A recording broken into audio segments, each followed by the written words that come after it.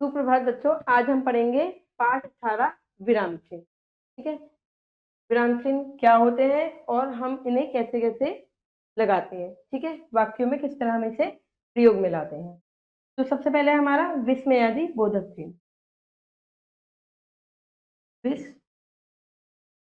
विस्मयादि बोधक, विस्मयादि बोधक चिन्ह। ये वाला, ये कौन सा चिन्ह है हमारा? ये है हमारा उद्धरण चिन्ह। उद्धरण चिन्ह, ठीक है। ये कौन सा चिन्ह हमारा? प्रश्नवाचक चिन्ह, जब हम प्रश्न पूछते हैं।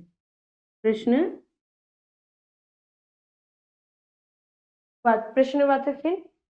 और ये हमारा लाघव चिन्ह। ठीक है, तो अब आपने ये पढ़ लिया है, अब हम आगे बढ़ते हैं।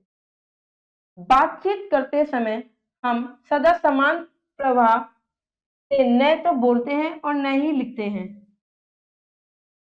जब हम बोलते हैं समान प्रवाह से नहीं बोलते। ठीक है, बोलते या पढ़ते समय वाक्य के अंत अथवा बीच में किसी कथन पर बल देने अथवा उसे स्पष्ट करने के लिए हम रुकना, ठहरना पसंद करते हैं। जब हम बोलते तो कंटिन्यू तो नहीं बोलते, हम उसे रुकते भी हैं, है ना, रुक रुक के बोलते हैं। कहीं लिखित भाषा में इन विराम को प्रकट करने के लिए हम कुछ चिन्हों का प्रयोग करते हैं, जिसे हम विराम चिन्ह कहते हैं। ठीक है, जैसे अल्प विराम चिन्ह है। चलिए पढ़ते हैं। हिंदी में प्रमुख रूप से निम्नलिखित विराम चिन्हों का प्रयोग किया जाता है, जैसे कि सबसे पहला आता है पूर्ण विराम चिन्ह। बेटा ये पता है कब लगता है? जब आपका वाक्य पूरा हो जाता है। देखिए, पूर्ण विराम का अर्थ है पूरी तरह रुकना या ठहरना। हमारा वाक्य पूरा हो गया, हम रुक गए। ठीक है, सामान्यतः यहाँ वाक्य की गति अंतिम रूप ले वहां पूर्ण विराम का प्रयोग किया जाता है। जैसे मंदिर में भक्तों की भीड़ थी, वाक्य खत्म हो गया, पूर्ण विराम चिन्ह लग गया। इधर आ गया बच्चे झूला झूल रहे थे, बच्चे झूला झूलते, पूर्ण विराम, कहीं हम रुके नहीं कहीं भी। ठीक है, अल्प विराम चिन्ह, यहाँ पे क्या करते हैं? हम थोड़ा सा रुकते हैं, पॉज लेते हैं हल्का सा। जैसे अल्प विराम का प्रयोग वाक्य के बीच में होता है। अन्य विराम चिन्हों की अपेक्षा अल्प विराम का प्रयोग बहुत अधिक होता है। अल्प विराम का प्रयोग की स्थितियां निम्न होती है। देखिए अब कैसे। एक ही वाक्य में प्रयुक्त समान शब्दों और वाक्यों को अलग करने के लिए होती है। जैसे वह स्वास्थ्य, अब तीन एक साथ आ रहे हैं तो हम क्या करेंगे? यहाँ पे रुकेंगे। वह स्वास्थ्य, सुंदर, ईमानदार और परिश्रमी है। यहाँ नहीं रुकेंगे क्योंकि यहाँ पे हमने और लगा दिया। अभी देखिए, रवि, हरि, अंकित और विनोद पढ़ रहे हैं, ये सेम है नाम, तो हमने क्या करा? इसमें और लगा दिया। ठीक है, यहां हम रुकेंगे उपवाक्यों को अलग करने के लिए। जैसे जो भी होगा देखा जाएगा, हम एक साथ नहीं बोलते, जो भी होगा देखा जाएगा, जो भी होगा देखा जाएगा। ठीक है, वह कमाता तो बहुत है परंतु खर्च कर देता है। वह कमाता तो बहुत है परंतु खर्च कर देता है। ठीक है, समझ में आ रहा है?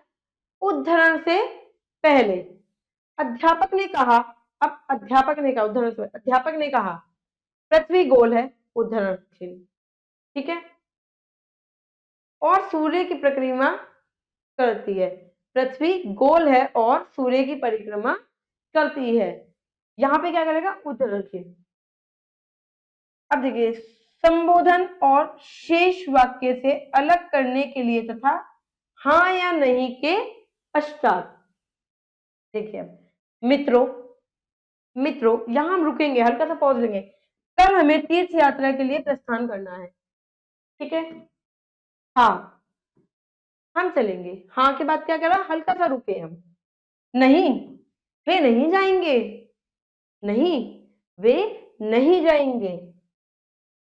पत्र में अभिवादन, समाप्ति, पता, दिनांक आदि के लिए भी इसका प्रयोग किया जाता है। जैसे अभिवादन में पूज्य पिताजी, प्रिय मित्र, जब हम पत्र लिखते हैं ऐसे लगाते हैं ना। और देखिए समाप्ति में भवदीय, आपका, आपका आज्ञाकारी पुत्र। पता जब हम लिखते हैं शांतिनगर, ठीक है, अपना हाउस नंबर लिखते हैं ना, वो मकान नंबर, दिनांक, और फिर आपका ईयर आ जाता है, आपका सन आ जाता है। ये है आपका योजक चिन्ह। अब योजक चिन्ह कहाँ लगता है, देखिए, इस चिन्ह का प्रयोग प्रमुख रूप से निम्नलिखित रूपों में किया जाता है। शब्दों के युग्म के बीच में, जैसे लाल लाल, एक साथ वाले शब्द, योजक चिन्ह, घर घर, आठ आठ, बार आदि, एक साथ देखिए आप। और या बीच में का अर्थ देखिए, जैसे लव कुश, लव कुश, एक साथ ही नाम निकलता है, लव कुश, योजक चिन्ह। जय पराजय, तुलनावाचक में सा से सी से पहले, जैसे प्रताप सा। वीर मिलना असंभव है, प्रताप सा, वीर मिलना असंभव है। जब दो शब्दों में एक सार्थक और दूसरा निर्थक हो, जैसे अनाप शनाप, समझ आ रहा है, एक सार्थक है और एक निरर्थक है, कैसे, अनाप और शनाप।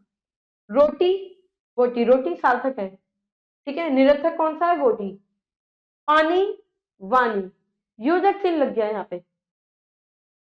प्रश्नवाचक, आप सबको पता है प्रश्नवाचक चिन्ह कौन से होते हैं, जब हम प्रश्न प्रश्न पूछ रहे होते हैं, जिन वाक्यों में प्रश्न पूछा जाता है उसके अंत में प्रश्नवाचक चिन्ह का प्रयोग होता है। जैसे तुम कहाँ रहते हो, तुम क्या कर रहे हो, तुम कब आए, तुम कहाँ जा रहे हो, आज क्या तारीख है, ठीक है, क्या या कहाँ, ठीक है। विस्मयादिबोधक, आपको पता ही अभी पढ़ाया है विस्मयादिबोधक, इसे संबोधन चिन्ह भी कहते हैं। वाक्यों में आश्चर्य, हर्ष, घृणा का भाव अर्थात अथवा किसी को पुकारते समय कारक की अंतिम विभक्ति के रूप में इसका प्रयोग किया जाता है, ठीक है। जैसे वाह, तुमने कमाल कर दिया, वाह, तुमने कमाल कर दिया, शाबाश, ठीक है।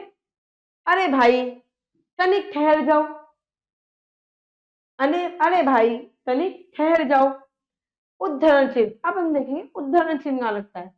वक्ता अथवा लेखक की बात को जो का त्यों बताने के लिए चिन्ह का प्रयोग किया जाता है, जो का त्यों। जैसे नेताजी आह्वान था, अब नेताजी का एक आह्वान था, तुम मुझे खून दो मैं तुम्हें आजादी दूंगा, ठीक है, तो ये उद्धरण चिन्ह में हमने बांध दिया इसको, ठीक है। शास्त्री जी का आह्वान क्या था, जय जवान जय किसान, उद्धरण चिन्ह में बांध दिया हमने इसको। उप विराम चिन्ह, अब हम लगाएंगे उप विराम चिन्ह क्या होता है, उदाहरण या निम्नांकित का संकेत करने के लिए तथा नाटक के संवादों में उप विराम का प्रयोग किया जाता है। देखिए, नाटक के निम्नलिखित प्रश्नों के उत्तर दीजिए। नाटक के संवादों में महाराज, आप देख रहे हैं यहाँ पे उप विराम है, महाराज, बोलो अल्प विराम, कब दोगे मूलधन, प्रश्नवाचक, अब ये पूछ रहा है, हरिया, समझ आ गया, हरिया, उप विराम चिन्ह।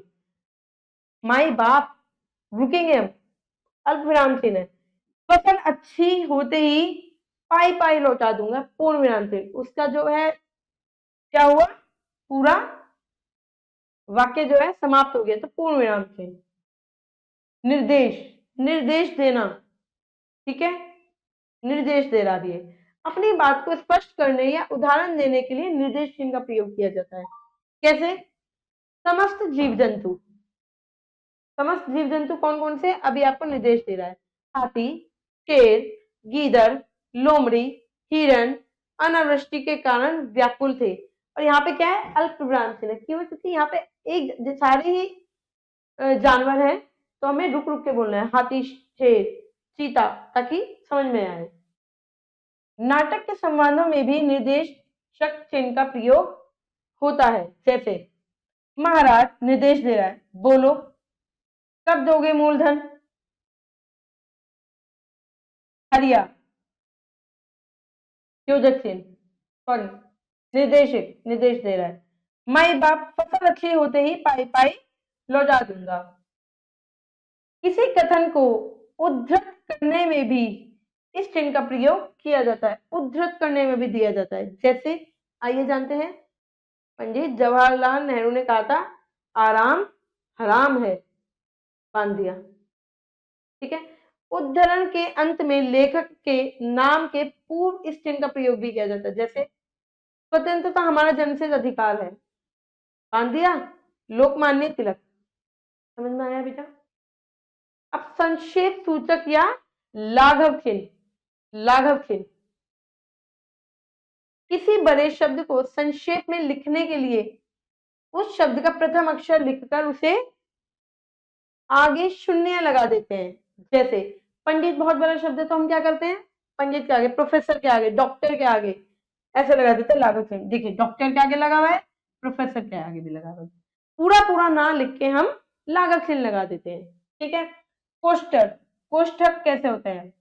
कोष्ठक चिन्ह बांधना है, ब्रैकेट जिसे बोल देते हैं। जब किसी पद या वाक्यांश के अर्थ को उसी वाक्यांश सॉरी जब किसी पद या वाक्यांश के अर्थ को उसी वाक्य के भीतर स्पष्ट करने की आवश्यकता समझी जाती है तब कोष्ठक का प्रयोग किया जाता है। जैसे वह दूरदर्शी, अब दूरदर्शी किसी को समझ में आए या ना आए तो हमने क्या करा, इसको ब्रैकेट में बांध दिया, दूर की सोचने वाला। अब उसको यहां से समझ में आए ना आए पर उसको यहां से समझ में आ जाएगा, दूर की सोचने वाला, दूरदर्शी का मतलब। वचन के दो भेदों, एक वचन या बहुवचन के विषय में आप पढ़ चुके हैं। आपको समझ में आया बेटा कोष्ठक? इसके अतिरिक्त क्रम सूचक अंकों अथवा अक्षरों के साथ भी कोष्ठक का प्रयोग किया जाता है। जैसे ये देखिए 1 2 3 कोष्ठक, क और ख आदि। ठीक है, क लिखेंगे तो कोष्ठक में बांधेंगे।